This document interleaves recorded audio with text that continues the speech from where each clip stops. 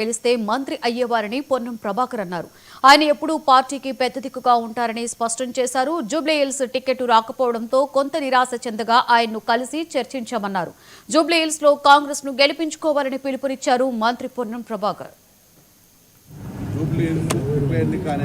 రేపు జూబ్లీహిల్స్ ఎన్నిక గెలవడానికి నాయకత్వం సారథ్యం అంజన్ కుమార్ గారి నాయకత్వంలో జరుగుతుంది. అంజన్ కుమార్ నాయకత్వంలో పార్లమెంట్ సభ్యులుగా ఆ జూబ్లీహిల్స్ ఎన్నిక గెలిపించేటువంటి కార్యక్రమాన్ని ప్రతి కార్యకర్త తీసుకోవాలని వారు కూడా ఈ సందర్భంగా అందరికీ కోరుతా ఉన్నారు. వారు కోరుతారు.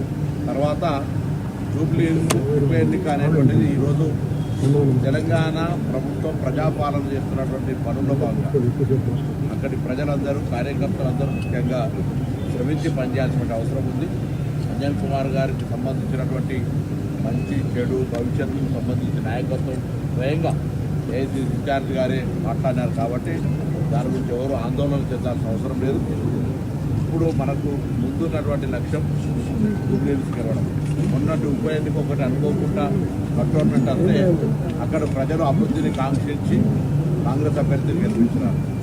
ఇప్పుడు అక్కడ సానుభూతి పేరు మీద జూబ్లీహిల్స్లో ఓట్లాడే ప్రయత్నం జరుగుతుంది.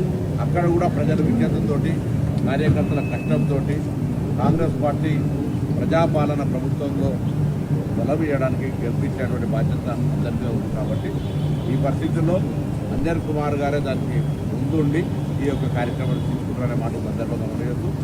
కాంగ్రెస్ పార్టీ అభిప్రాయాలు చెప్పే సందర్భంలో నిర్మోహమాటంగా చెప్తుంది. వేరే నిరంకుశంగా ఒక నియంత్రిత పార్టీలాగా ఉండదు.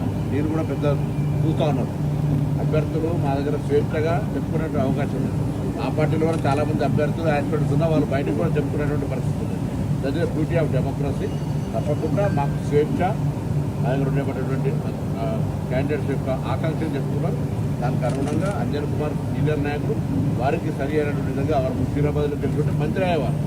కాబట్టి ఇవాళ ఇక్కడ కూడా లక్ష్యం ఒకటే, రాహుల్ గాంధీ గారిని ప్రధానమంత్రి.